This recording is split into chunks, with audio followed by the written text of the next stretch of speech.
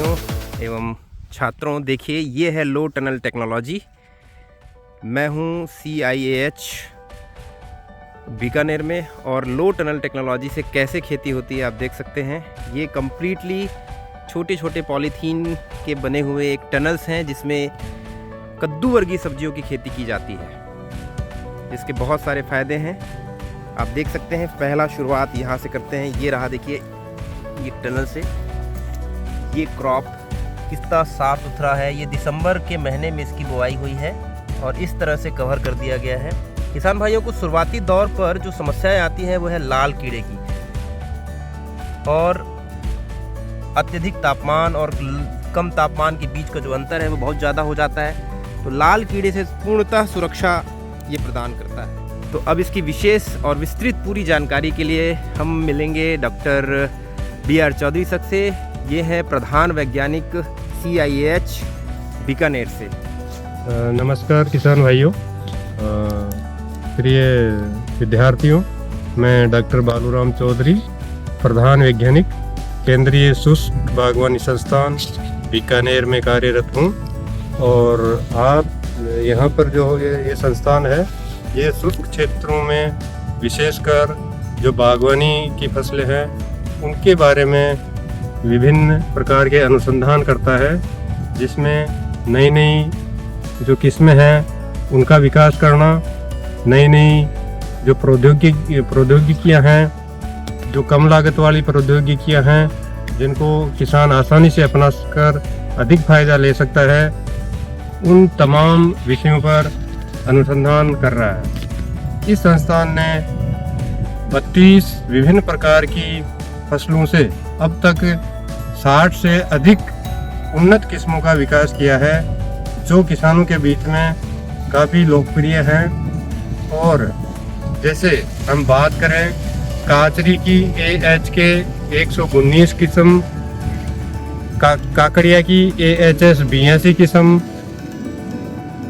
जो तर ककड़ी होती है उसकी थार शीतल, तोरई है उसकी थार करनी, और विभिन्न फलदार पौधों की कई उन्नत किस्मों का यहाँ पर विकास किया गया है, जिनके पौधे और बीज किसानों में काफ़ी लोकप्रिय हैं। अगर हम काचरी की बात करें तो यह राजस्थान के लगभग 6000 हेक्टेयर क्षेत्र में इसकी बुआई प्रतिवर्ष की जाती है। अगर हम स्नेह मेलन की बात करें या काकड़िया की बात करें तो करीब 7000 क्षेत्र में इसकी बुआई होती है।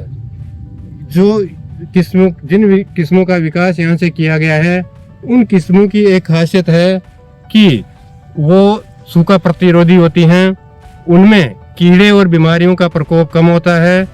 जो शुष्क क्षेत्रों में अधिक तापमान है उसको सहन करने की क्षमता इन किस्मों में रहती है। तरककड़ी और तोरी की जो किस्में हैं वो राजस्थान राज्य के लिए नोटिफाइड हैं, उनको भी किसान भाई अपना के अधिकाधिक मुनाफा कमा सकते हैं। और अगर तकनीकियों की बात करें तो जैसा कि आप यहाँ देख पा रहे हैं, ये एक बहुत ही किसान उपयोगी कम लागत वाली तकनीकी है, जिसको लो टनल तकनीकी के नाम से जानते हैं। और इस तकनीक के कई फायदे हैं। जैसा कि आप यहाँ देख रहे हैं, हम दिसंबर के महीने में ही जो सभी कद्दू वर्गीय सब्जियां हैं उनकी बुआई कर देते हैं।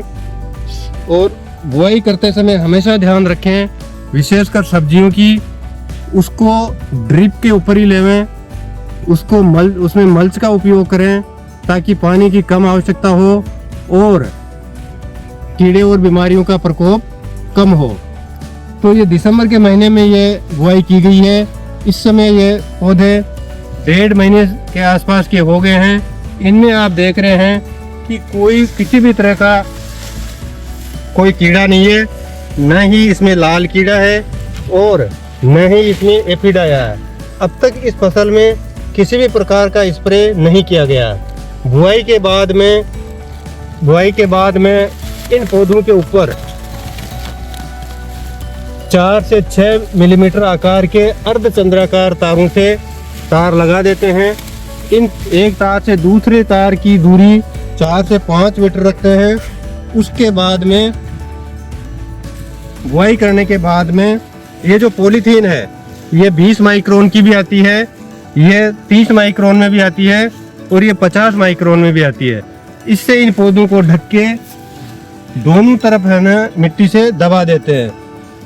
तो दबाने इस पॉलीथीन से ढकने का उद्देश्य ये है कि ये सभी कद्दू वर्गीय जो सब्जियां हैं, ये जो दिसंबर जनवरी के महीने में जो कम तापमान होता है उस समय इनका अंकुरण नहीं होता है, लेकिन ये जब पॉलीथीन हम लगा देते हैं तो बीजों का अंकुरण आसानी से होता है और इस जो टनल जो बन गई है इसके अंदर इनकी वृद्धि होती रहती है। और ऐसा करने से इसमें कीट और बीमारियों का प्रकोप भी नहीं आता है।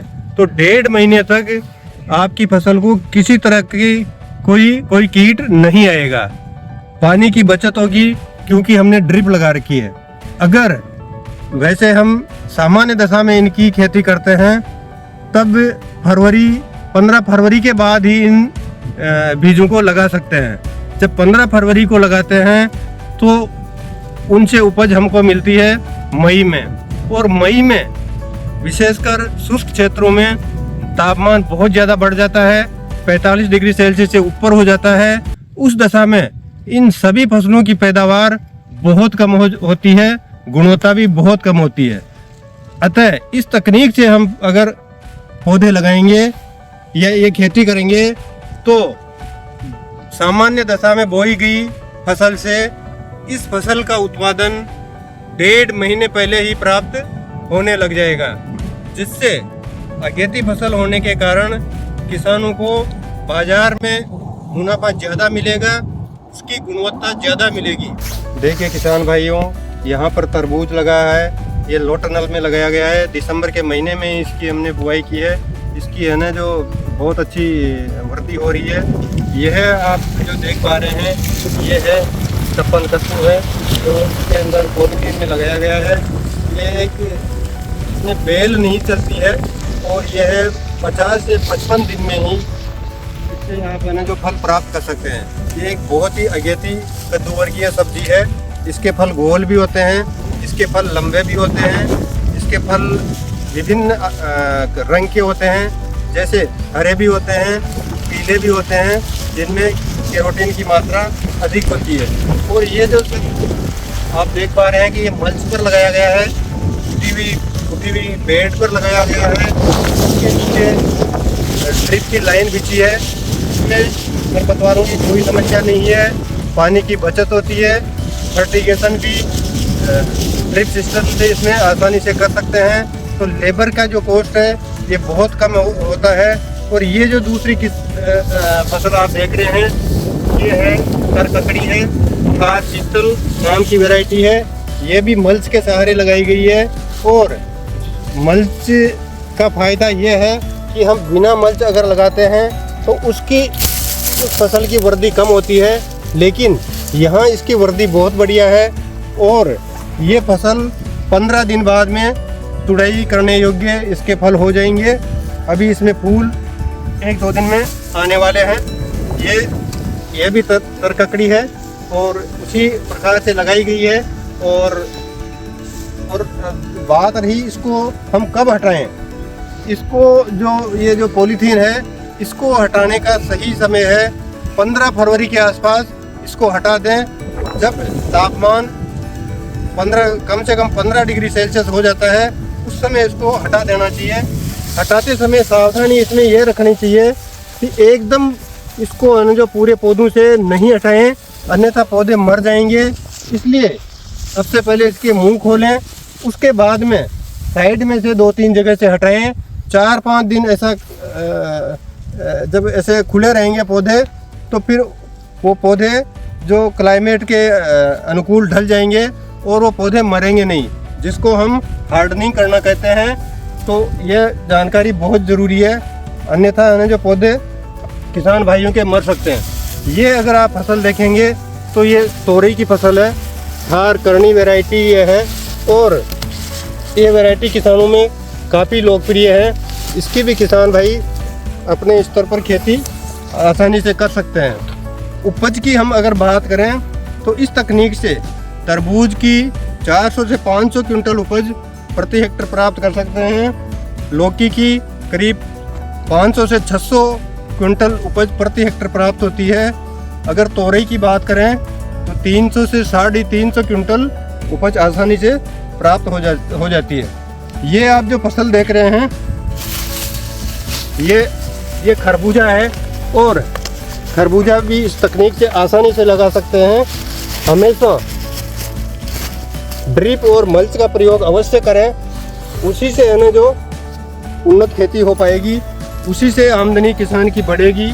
और ये ऐसी तकनीक है इसका खर्चा बहुत कम आता है, तो ये तकनीकी किसान भाइयों को ज़रूर अपनानी चाहिए, जिससे है ना जो उनका मुनाफा बढ़े। 1 हेक्टर की हम बात करें तो खर्चा 50 से 60 हज़ार रुपये आएगा।